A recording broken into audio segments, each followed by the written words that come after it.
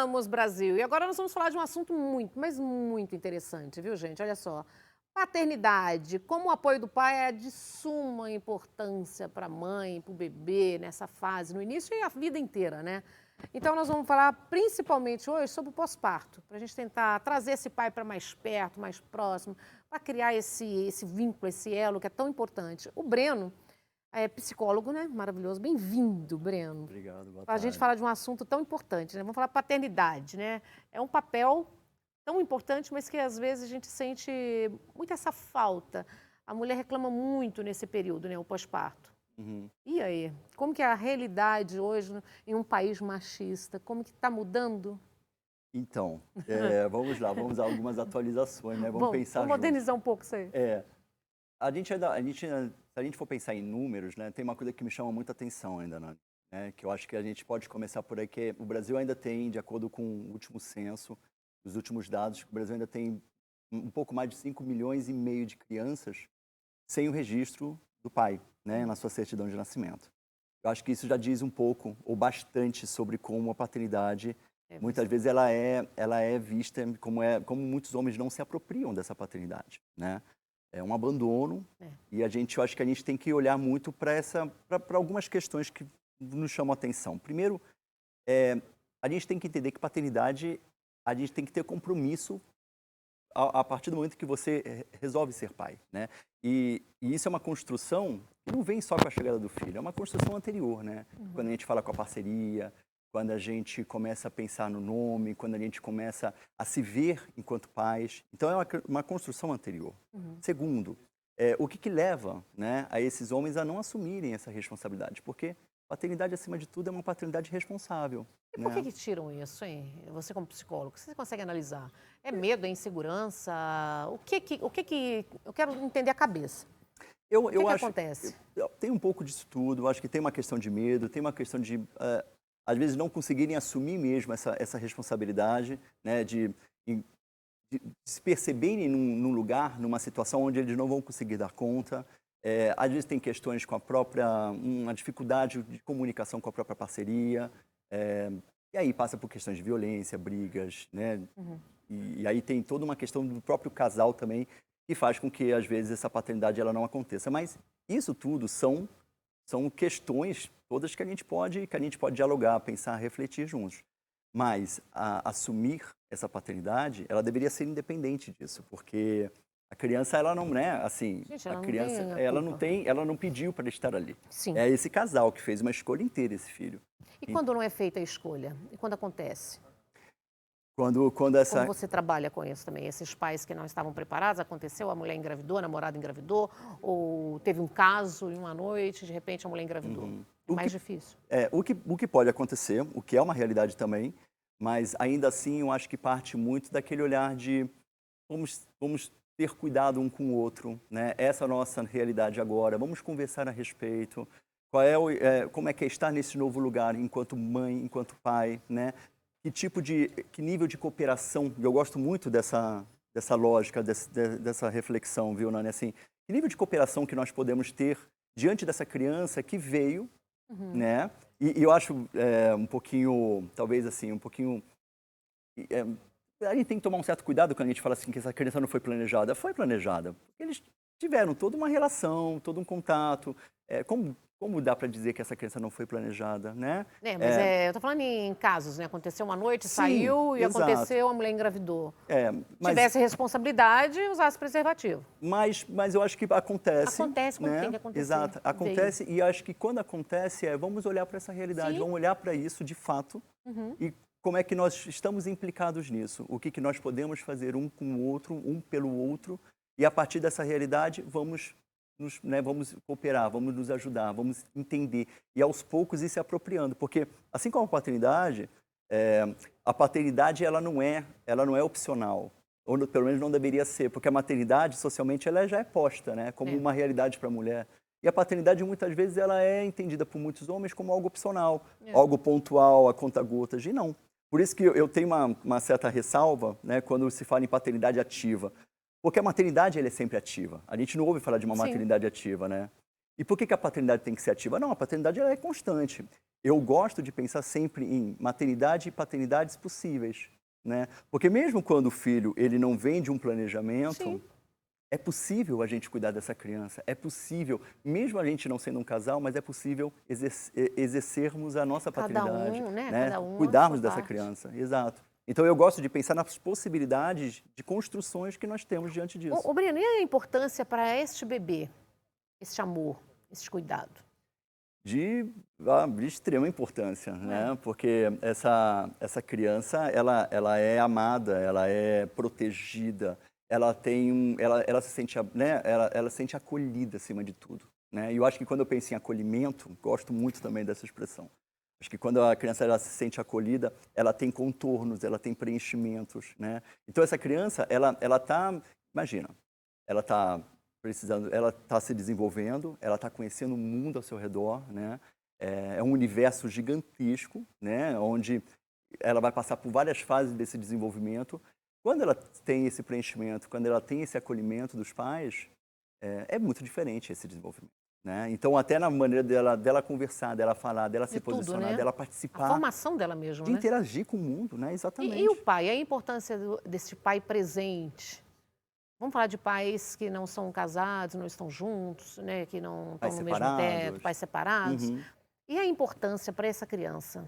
É fundamental, né? Muito, muito. E é importante pensarmos que com a paternidade ela é possível. Então, vamos pensar na seguinte configuração. Mesmo um pai, numa situação, né, pais que estão separados, né, estão se separando, enfim. O pai ele não está se separando do filho, né? Sim. Ele está se separando da Nós antiga, da mulheres entendemos isso, parece que o homem não entende. Exato. O pai está se separando, esse homem está se separando Da da mulher. É. ex-parceria, né? Mas o papel dele, o lugar dele enquanto pai, isso está totalmente preservado. Então, não dá para a gente dizer que, poxa, a separação diminui o meu lugar enquanto pai. Pelo contrário, né? É aí onde você pode, inclusive, intensificar a tua participação na vida do teu filho, né? Porque você vai ter a oportunidade de ficar com ele, de estar com ele, de elaborar, né? Enfim, fazer outras transições com teu filho. E, inclusive, este homem tem uma oportunidade também de se renovar, né? Eu acho que nada é impeditivo para que este homem ele exerça essa paternidade, que é uma paternidade possível e responsável, né? Então, assim, paternidades, independente das configurações, independe de separações ou se eles estão em outras configurações, né? Pais, por exemplo, tem pais que estão junto por coparentalidade. Então, por exemplo, eles não estão casados, mas resolveram juntos ter um filho, né, sem a conjugalidade. Poxa, nós podemos Bacana exercer. também. O que é uma outra, e daí é uma outra pauta, é uma outra discussão também, mas tem sido muito comum, Eu acho que tem que inclusive. priorizar aí o bem-estar da criança, Sempre, né? sempre. Priorizar. Porque a gente vê muitos o que eu vejo, aí eu te faço essa pergunta também. Homens imaturos demais. Homens hoje que estão ficando com 30 anos, com 40 anos, morando na casa da mamãe, sob a proteção da mãe. Então, de repente, esse homem é mais frágil, até mesmo para criar esse filho. A gente vê homens muito infantilizados também, né?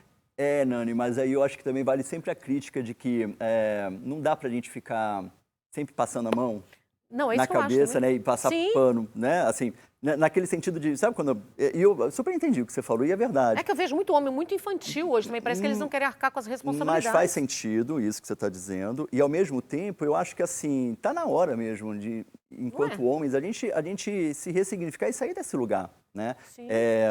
Da gente ser atuante, da gente ficar muito mais atento ao que acontece em casa, na dinâmica, com os nossos filhos. Então, assim, quando eu penso na participação do pai, a participação do pai em nada se separa, se difere da participação da mãe. Ele tem que ficar atento, como é que está essa criança, se ela já fez lição de casa, como é que está a organização da casa, né? Então, se tem a comida, né, o alimento separadinho lá da criança para ela levar no dia seguinte para a escola, ajudar a arrumar o material dela, Participativo, né? brincar com esse filho, né? Porque, assim, eu acho que é essa participação que eu acho que deveria ser naturalizada.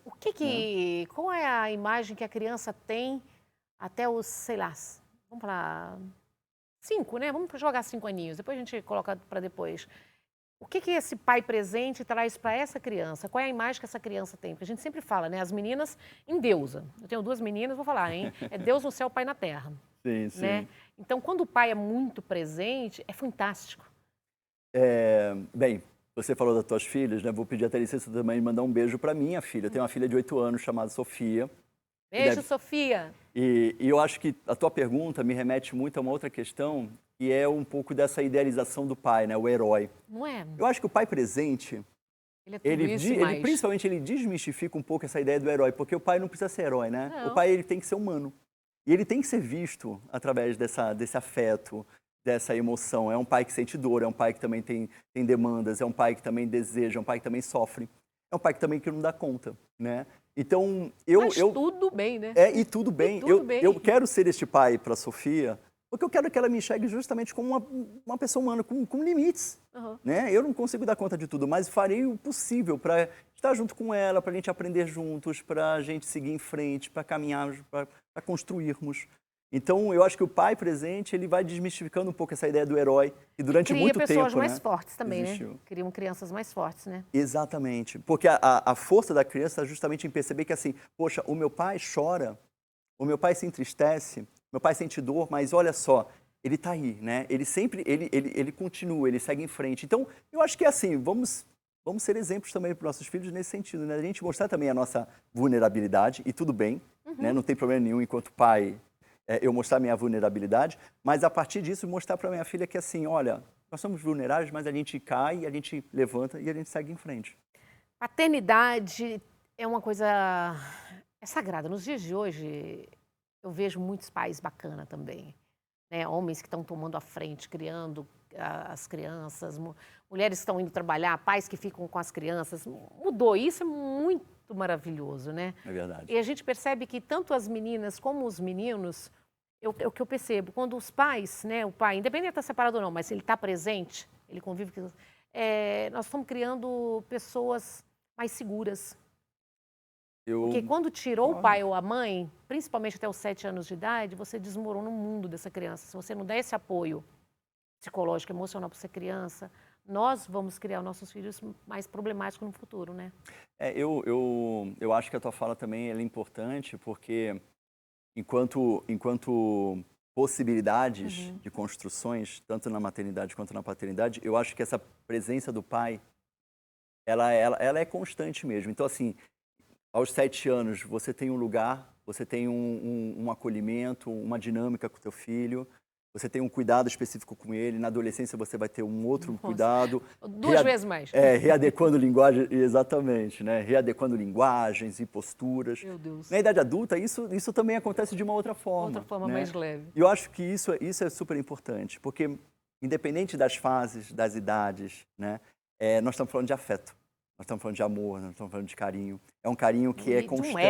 É um elo para sempre. É um vínculo, exato, é um elo, é um vínculo constante. E eu acho que quando a gente olha para essa paternidade, reconhecendo nossos limites, entender que a gente não sabe responder tudo e não vamos responder tudo, né? Inclusive, assim, o que é ser pai, né? Qual é a melhor fórmula para sermos pais nos dias de hoje? Não sei. Essa é a pergunta de 1 milhão, porque assim, ninguém vai receber 1 milhão ao tentar responder essa pergunta, porque essa pergunta não tem uma resposta certa, Cada um vai ter uma resposta. Né? Exato. Agora, se a gente olhar para essa paternidade sempre pelo afeto e pelo amor, eu acho que isso é constante, não importa a idade dos nossos filhos, né? Eles vão saber sempre que nós estamos ali para apoiá-lo. E eu acho que é exatamente esse o lugar, né, da Devemos paternidade. falar o tempo todo o quanto ama, o quanto essa criança é importante? Ah, sim, né? Eu acho que... Porque tem uns pais mais das antigas que antes não falavam. Eu venho de uma geração que os homens naquela época, meu pai, meus tios, os homens não falavam pra gente. A gente não sabia, a gente deduzia que gostava, que amava, mas para eles era machão, não falava, não tinha esse afeto, esse vínculo. Sim. Às vezes a expressão, né, é interessante, às vezes a expressão de amor, ela pode, às vezes, não vir pela palavra, mas ela pode vir de outras formas. Então, são aqueles pais que, por exemplo, não falam, não têm o costume de falar eu te amo, mas são aqueles pais que acordam 2 horas da manhã para buscar a filha na balada, né? Leva e volta, leva e traz. É aquele pai que não importa o horário, ele vai no lugar mais perigoso para pegar a filha na porta do metrô, porque ele quer ter esse cuidado, esse zelo. É uma expressão de amor também, né? Percebe? Então, independente, se você sentir a vontade de falar eu te amo pro teu filho, pratique, exercite e fale. Mas você também pode expressar esse amor de outras maneiras. E eu acho isso muito, muito interessante, porque talvez antigamente, os pais de antigamente talvez não falavam, mas exerciam isso de outra forma. Né? Eram bravos demais, viu? Nossa Senhora. Não pode, falava nada. enfim, e aí talvez... Minas Gerais, era complicado demais. Né? A gente até pode pensar na braveza. Vai falar que criava filhas fortes. Não é? Olha isso. Mas eu olho para minha filha e eu falo para ela, vai ganhar o mundo. Seja forte, vai ganhar o mundo. Porque ser pai de uma menina, inclusive, ressignificou muita coisa na minha vida. Né? Inclusive porque, assim, é uma mulher, né, uma menina que vai crescer, vai se tornar uma mulher, e eu quero que seja forte nesse mundo mesmo, porque não é fácil ser mulher nesse mundo, né, nessa sociedade. Por isso eu tô falando, ainda bem que tem um pai psicólogo para ajudar, né, Sossô? Né, Sossô? Já vai com essa... Como que é a sua rede social? É @Breno Rosostolato. Olha, o Breno, Instagram. Cadê o Insta? Deixa eu ver o Insta. Isso, Vamos seguir. Esse mesmo. Olha aí, tenha tempo. Ó, tem algumas coisinhas aí, vídeos. Tudo. É um Insta que eu uso muito para dialogar, né? Com as relações. Tudo, né? Posto muitas questões sobre sexualidade, né? Que também Sim. É sempre um debate que eu tento levar para as redes sociais. E gosto muito dessa interação com o público. Então, fiquem à vontade, me adicionem, mandem mensagens, enfim. Eu respondo tanto apoiando todas. O pai como as mães, viu, gente? Sim, sempre. O importante o casal tem que ter diálogo, né? O casal precisa ter diálogo. Independente se eles vão estar juntos ou não. Né? Tem que criar aquela criança bem, bacana, com a cabeça legal. Exato, precisam. Diálogo você aprendeu eu acho que os pais têm que conversar fora, não precisam falar perto da criança tudo. Eles têm que ter esse acordo. Sim. Tem coisas que tem que falar só para eles, não pode tirar a autonomia, a autoridade do outro. E isso, muitos homens erram.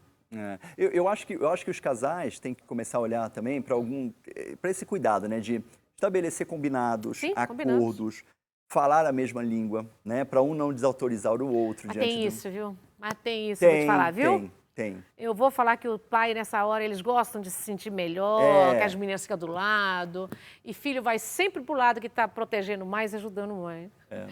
Volta mais vezes? Lógico que sim, por favor. Já está convidado, viu? Para a gente fazer outros debates interessantes aqui também, viu? Obrigado. Gratidão, viu? Beijo na Sossô. Obrigado, um beijo, querido. Obrigado. Gente, o programa chegou ao fim. Obrigado pela companhia, obrigado pelo carinho, um beijo no coração. Uma excelente semana e, 3 vezes para vocês o que vocês desejam pra gente. Muita paz e muita luz para todo mundo. Tchau, gente!